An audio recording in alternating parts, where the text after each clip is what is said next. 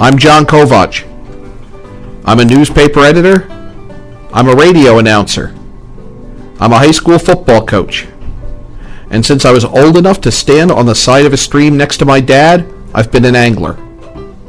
I've fished with bait, lures, and flies. I've fished with spinning gear, fly rods, jigging poles, and tip-ups. I've stood on ice, waded rapids, and been tossed about the deck of a boat. And I want you to love fishing, be it freshwater or salt, heavy flows, high seas, or cutting through a foot of ice, as much as I do, no matter what the quarry, no matter the tactics, no matter the chosen tackle. Welcome to Yankee Fisherman. Welcome to Yankee Fisherman, presented by the Dock Shop this Thursday, February 18th of 2016. John Kovach with you. Another episode of Yankee Fisherman. A lot going on this weekend. It's been a busy time, and we are going to be making another stop on the show circuit. We're going to be stopping at the Springfield Sportsman show. That's going to be up at the Big E in Springfield. That's 1305 Memorial Avenue in West Springfield, Massachusetts. That's Friday, Saturday, and Sunday. Doug Sousa joining us from the Springfield Sportsman show by phone.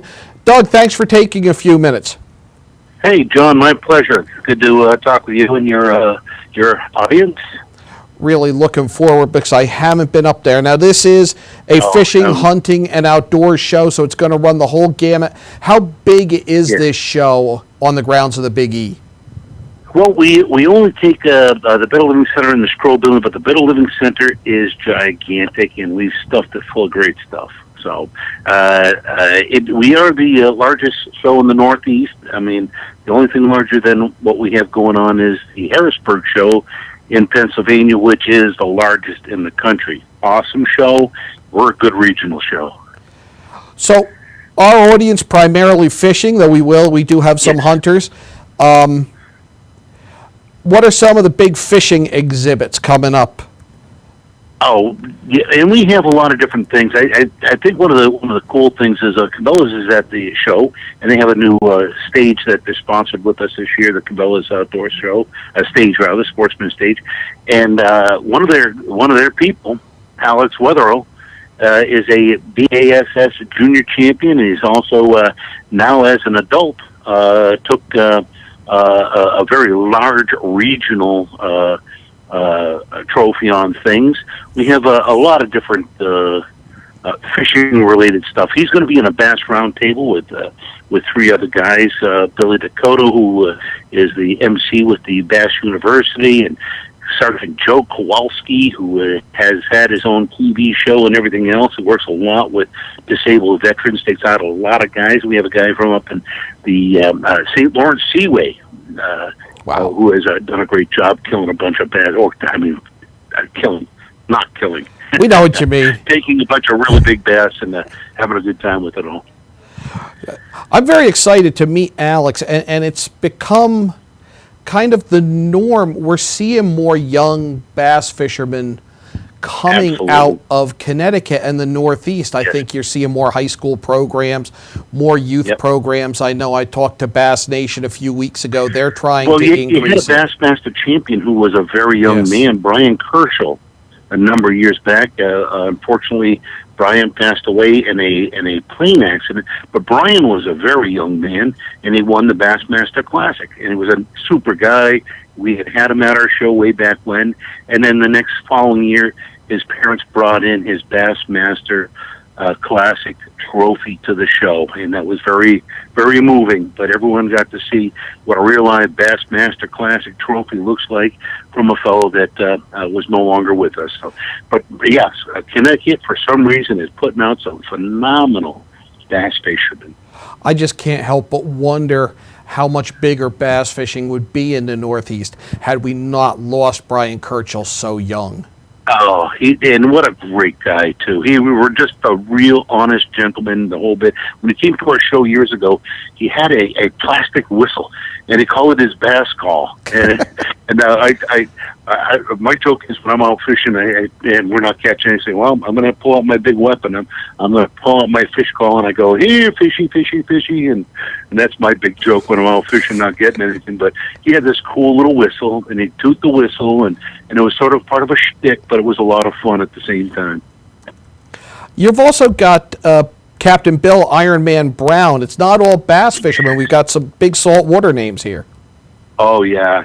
Captain Brown has just done a great job. Billy is he's from the shore of Connecticut, lives right up in the Enfield area, I think. He's been one of our longest-running exhibitors. His boat, the Billfish, has been pulling out of ports in Connecticut for, I got to say, 30-something years now. Really well-accomplished fisherman. I fished with him quite a bit. Pulled in some real hog stripers out in the Long Island Sound and around Block Island. Now, we've done a segment on carp fishing when they had the Connecticut Carp Open. Dave Pickering is going to be there teaching how to catch trophy carp. Absolutely. Dave comes from Eastern Mass. He's quite the carp fisherman. He's done a great job. His presentation is just unheard of. We have gigantic. We're upstream from you quite a bit, but we have some gigantic carp in the Springfield area and north, right up to the Vermont and New Hampshire border. I mean, the Connecticut River is loaded with beautiful big carp and a good selection of them. Stripers also on the agenda here with Jack Houghton and Al Gagg. Gagg with the Whippet Eel and Jack with the Daddy Mac lures. And the Striper's always a big draw in New England. Yeah, absolutely. Well, the thing is where the show's located, we're right in the intersection of 90 and 91. So people can either buzz out to the Cape or they can buzz down to the Long Island Sound. And so we've got pretty good fishing around these parts. People, the central location of the show makes it easy for people to slide down from New Hampshire and Vermont, now from New York and east from out to Boston. We love our Connecticut crowd. So your audience that you're reaching, we love you guys. You come up in force, and you do a real good job supporting the show. You've also got some hunting, and you've got a safari topic on the agenda. Tell us a little bit about those. Oh, I walked away from my desk because it was just too much activity and noise around there. But we over the last couple of years, we've really increased the amount of African outfitters offering some pretty exotic trips to South Africa, and I'd say, even though you have a fishing crowd, you still probably have a lot of hunters out there as well. And it's just another choice that people have if they've gone through the normal routine of maybe going on a deer hunting trip in North America and then a bear hunting trip, which is number 2 in the world. Then the next stage for a lot of people is to go a little bit more exotic. Take that big trip, go on a safari, experience a whole new culture and a way of life. And the American dollar goes a long ways here. Treated like a king on some of those trips. So what's the cost of admission here at the Springfield Sportsman Show this weekend? Yeah, we're $13. We've been at that for a number of years now. Kids, I think 6 to 12 or $5.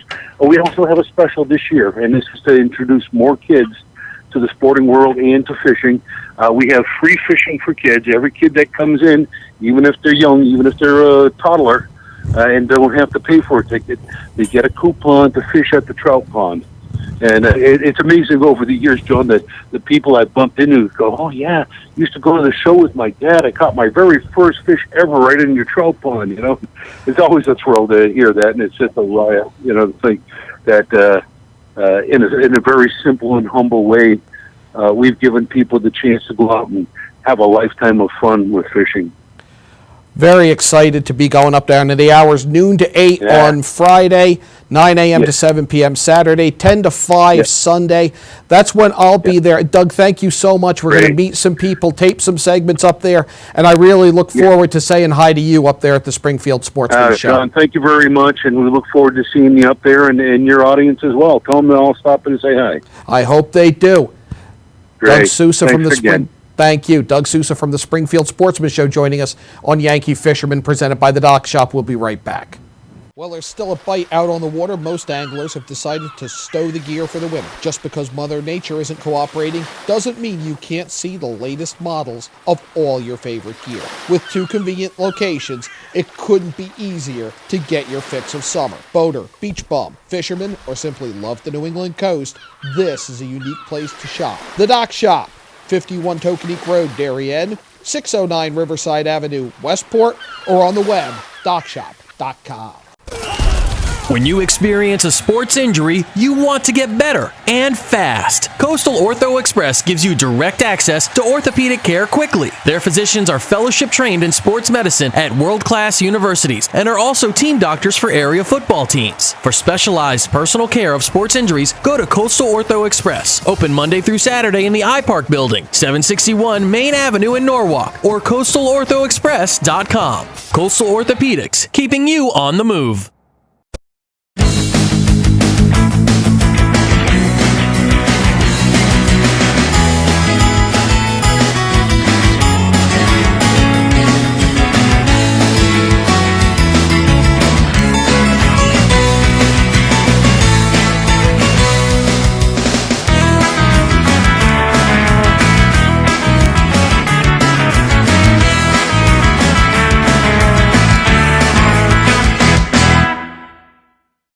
Here at the Darien Sports Shop, we are very excited about our newly redesigned men's department. Gentlemen, if you're shopping for work, weekend, or wedding, we've got the latest styles and trends inside our spacious new department just for you.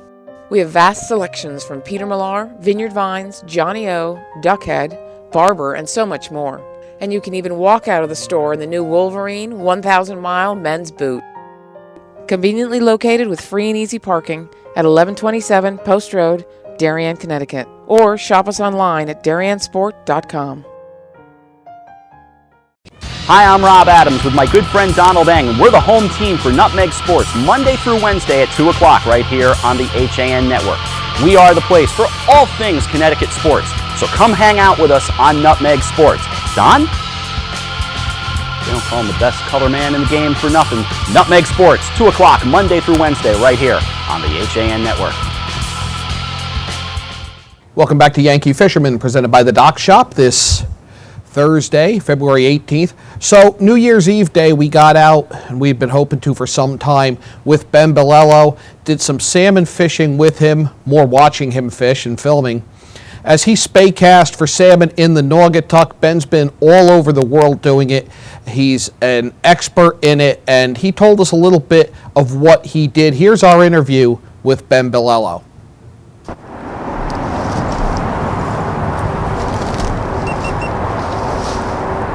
Yankee Fisherman, we are fishing the Naugatuck for salmon this New Year's Eve with Ben Bellello. Ben, thanks for taking a few minutes to talk to us. Thanks for having me here, John. Now, what do we want for gear going out for salmon, which you can catch here in Connecticut?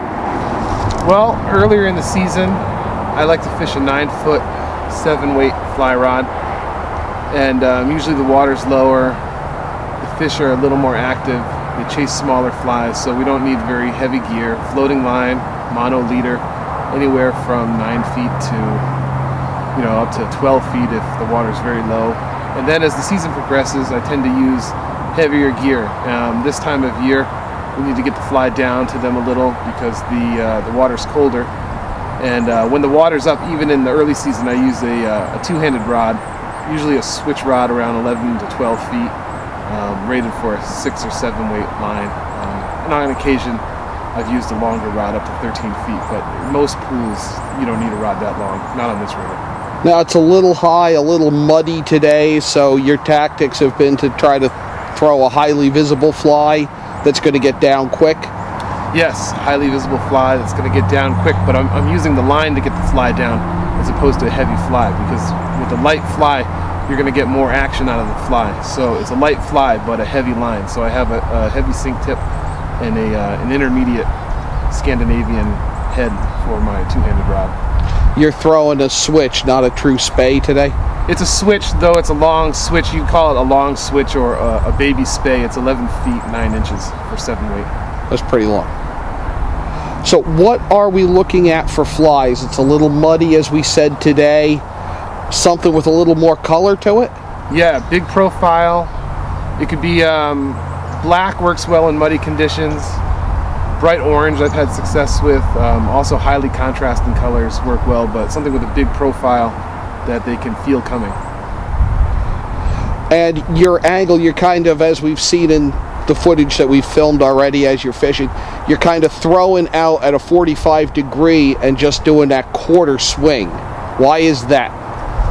Well, that will slow the swing down a bit. The more acute the angle, the slower the fly will swing, and we want slow now because it's so cold and we want the fish to have a chance to see the fly since visibility is an issue. In the earlier season, sometimes I'm throwing almost 90 degrees across stream to speed the fly up. Sometimes we want a fast fly to get them to chase. What attracted you to salmon fishing? I always read about it, or I read about it when I was a kid. My grandfather had bought me a book called the Freshwater Fisherman's Bible for my 7th birthday, and I read the thing from cover to cover several times, and it's now, I still have it, it's dog-eared now and tattered, but I remember being just kind of interested in the chapter about salmon fishing, but never thinking I would have a chance to go. I play music for a living, and one of my colleagues is an excellent Atlantic salmon fisherman, and he invited me on a trip to the Miramichi River in New Brunswick, Canada a few years back, and I was able to do some salmon fishing there, and that's kind of where I got bit by the bug. You can do worse than fish the Miramichi the first time you salmon fish. Certainly. How did that work out? I hooked one my first evening, which is pretty good, and I lost it trying to land it. That was about a 10-pound fish, and then I had no action at all for 5 days, and then it rained the last night we were there, and it brought in a wave of fish, and I hooked 3 the next morning and landed 1. It's a nice first outing. Yeah, it was better than the second outing where it was 3 anglers and 1 fish for the entire week, and luckily I was the 1 fish. But what are some of your favorite places that you've gone for salmon? I really like the Miramichi. The whole culture there is the salmon fishing culture is very interesting. I've also fished in Nova Scotia, which was a unique experience. We fished a river at the mouth of a river where it meets the bay. So that was it was interesting for me. Having grown up in Narragansett, Rhode Island, it felt almost like striper fishing, but we were fishing for Atlantic salmon. And I fished in Russia, the Kola River and the Kitsa River in Russia, and that was culture shock. I would say the biggest difference from that. But the fishing was great at times and slow at times, like it is anywhere else. It's all timing related. How's Connecticut rate as a salmon fishery? The state has the broodstock program, which every year we're kind of on pins and needles as to where that's going to go. How does it rate?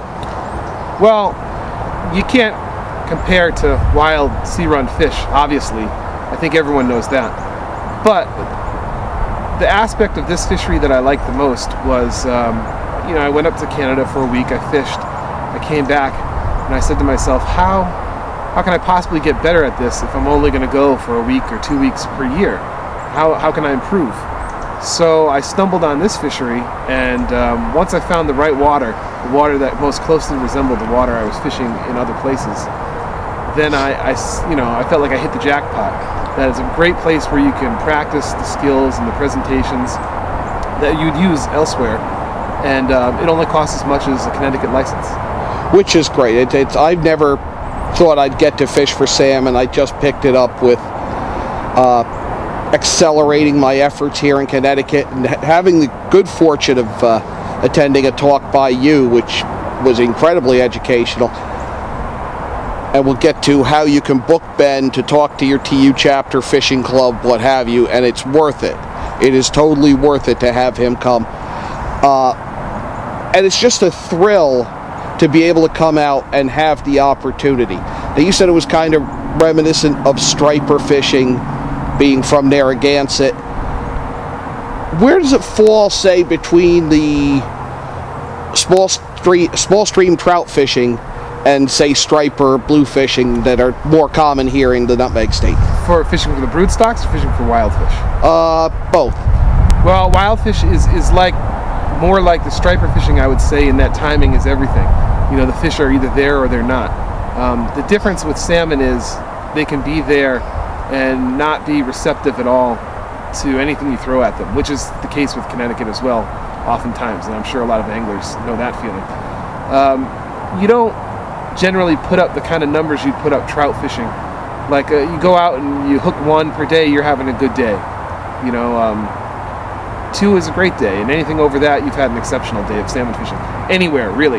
Then again, I've been in scenarios where we've had action all day long, both here and in Canada, where it's just fish after fish, because sometimes you're just in the right place at the right time.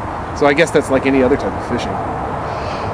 Ben Bellello joining Yankee Fisherman. We're talking salmon fishing. We're on the Naugatuck, and when we come back, Ben is going to tell us some of the flies that he uses to catch salmon. You're watching Yankee Fisherman, presented by the Dock Shop on the HAN Network. Well, there's still a bite out on the water. Most anglers have decided to stow the gear for the winter. If that's the case, keep one thing in mind. It's always summer at the Dock Shop. Just because Mother Nature isn't cooperating doesn't mean you can't see the latest models of all your favorite gear. The Dock Shop is not your average bait and tackle store. They offer a wide array of products, including apparel, jewelry, home furnishings, and some flat-out cool stuff, all with a nautical theme, most made in the USA. With 2 convenient locations, it couldn't be easier to get your fix of summer. Boater, beach bum, fisherman, or simply love the New England coast, this is a unique place to shop. The Dock Shop, 51 Tokenique Road, Darien, 609 Riverside Avenue, Westport, or on the web, dockshop.com. I really wanted something that felt like a home. Coming from a big house, I wanted the feel of a home as opposed to a condo. The construction is incredible, whether it's the floors, the fireplace, the moldings, the lighting. It's as peaceful as my home was in the middle of the woods. It feels like a house. It does not feel like a condo or a townhome. I feel like I'm in my house.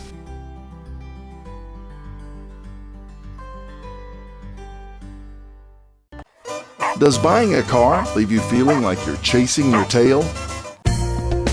Head straight to Pamby Chrysler Jeep Dodge and Ram and take car buying in a whole new direction.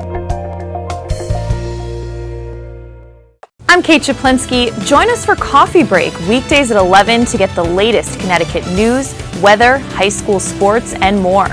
News doesn't get any more local than on Coffee Break on the HAN Network.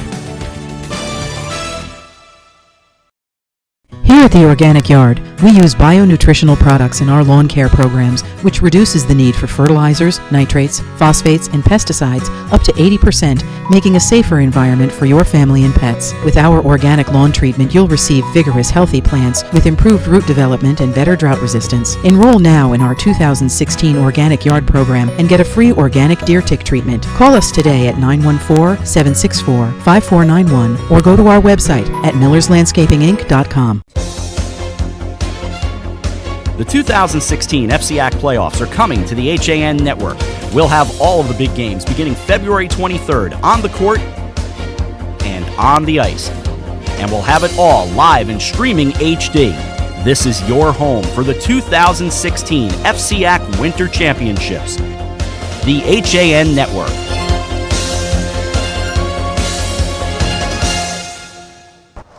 Welcome back to Yankee Fisherman, presented by the Dock Shop. We're talking salmon fishing with Ben Bellello. Ben's going to describe some of the flies that work for him and that have worked for him specifically this season. You're a big tube fly proponent. Explain those and why. Well, the beauty of tube flies, and there are several attributes which make tube flies my go-to choice at certain times of the year, is the hook is not attached to the fly, not permanently attached. So that allows a few things to happen.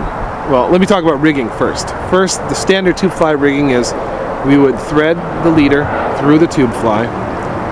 We would tie a knot onto the hook, which is a short shank hook, and then we would pull the two together. And the tube in the back is what we call junction tubing. It's a very soft tubing, and it holds the hook just firmly enough to stay in while casting. Now, one of the great benefits of tube flies is when a fish grabs it, And this doesn't happen 100% of the time, but this is what you want to have happen, and it happens most of the time. Fish grabs it, shakes his head, pulls. The fly and the hook separate, and the fly will slide up the leader and out of the fish's mouth, and the hook stays in the fish's mouth. Now, give you a cleaner set. It also eliminates the leverage problems that would be associated with a long hook. Like if this was tied on a conventional hook, this would be a big long hook, and every time the fish shook its head, it'd be tearing a bigger hole in its mouth. But here you have a very short hook that stays nicely in the jaw of the fish, and it saves your fly from getting beat up, both on the fish's teeth and on your pliers or forceps when you remove the hook, because the tube just slides out of the way. All you're left with is the hook. Also, if you were to cast this fly into a rock and break the point of the hook off, you wouldn't lose the fly necessarily, because all you would need to do is just replace the hook. And that's going to be a subject that hopefully we can get Ben back and talk more tube flies and how to fly them, how to tie them later on. Now, what have you been using this year? This year, well, here in the early season, we use smaller wet flies, all different sorts of colors. A Mickey fin, which most fly fishermen are familiar with, is it's a great fly all year long.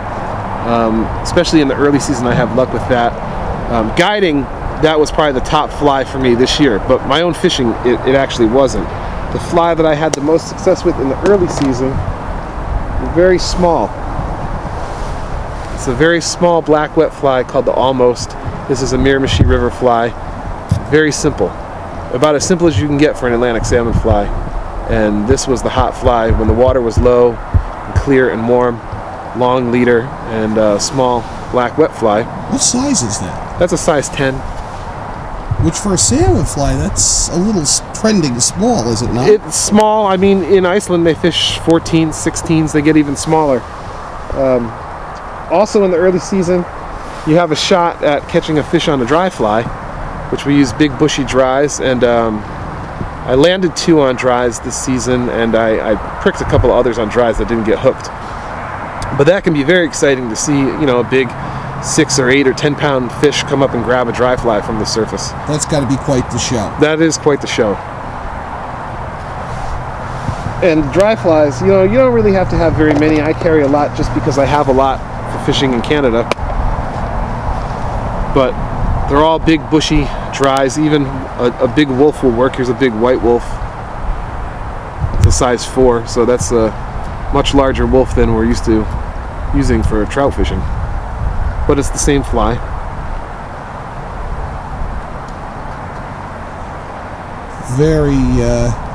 Very full box there, Ben. I have a habit. I just can't stop tying. There's nothing wrong with that. Now, a day like today, we were talking about, it's a little muddy. It rained, so you're going to want something that's going to stand out in the brown water? Yeah, so I'll choose either a very bright fly. Usually orange seems to work well in dirty water on this river, or a fly that's all black. Let me find a good fly for this season. You find that certain waters, certain colors trigger? Oh yeah, because for sure. I found that, the mill to an extent, more so to Saugatuck. If it's green, I throw it and I have luck. Here, like I said, that red and yellow of the Mickey fin is hard to beat. Year in and year out, that's a good color combo here. But for Atlantic salmon, anywhere black is probably the color we use more than anything else. A lot of flies have black in it, and black and green is a great combo. For dirty water, we got a big orange fly with lots of flash in it. This is sort of a last resort. I don't really want to fish this fly, but I do if I have to, and sometimes it works, or sometimes we use a black and brown fly, which just a little hint of orange. Just a little hint of orange. And are these representing a bait fish, an insect, or just something that's going to solicit a strike? To me, it's just something that'll solicit a strike. I try not to question why they'll take it. I'm just happy that they do. But really, you'd have to ask the salmon that question, and I don't think you're going to get a very good answer. But you can ask all your salmon questions to Ben, and he does do presentations for TU chapters and other organizations. Ben, how can somebody reach you should they want you to talk to their chapter? The easiest way is to go to my website, which is benbalello.com/salmonflies. That's BEN, E as in boy, ILELLO.com/salmonflies, which is all one word. I also have a blog that has product reviews and some interviews and some reports on fishing the Naugatuck and other places, which is theleaper.blogspot.com. Ben Balello, thank you so much for joining us on Yankee Fisherman, presented by the Dock Shop. Thanks for having me, John. We want to thank Ben Balello, who is an accomplished jazz drummer. I've been on the river with him now. I've got to go see him play the drums at some point. But I want to thank Ben for spending some time with us. That taped New Year's Eve day on the Naugatuck. I want to thank Doug Sousa, who I'll thank in person on Sunday up at the Springfield Sportsman show for his help with today's show. A couple of notes here. Farmington Valley Trout Unlimited, they are meeting tonight. That's Thursday the 18th, the Windstone Tavern. That is at the Stanley Golf Course. Their conservation chairman, Doug Jan, will discuss conservation issues facing area rivers. Bass Pro Shop has a Women and Children's Day coming up on Saturday.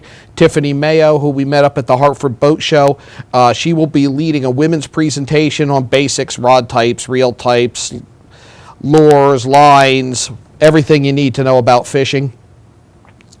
Narragansett TU, who will always have a spot in my heart because we started the show, and we're coming up on the second anniversary actually in the next week or two. The 28th, I believe, is the second anniversary calendar-wise. We got off the air with the first show, and I don't think 24 hours passed, and they had emailed me an event. Narragansett TU, they're having their February meeting on Wednesday the 24th. That's at 6:30 at the Coventry West Greenwich Elks Lodge in West Greenwich, Rhode Island.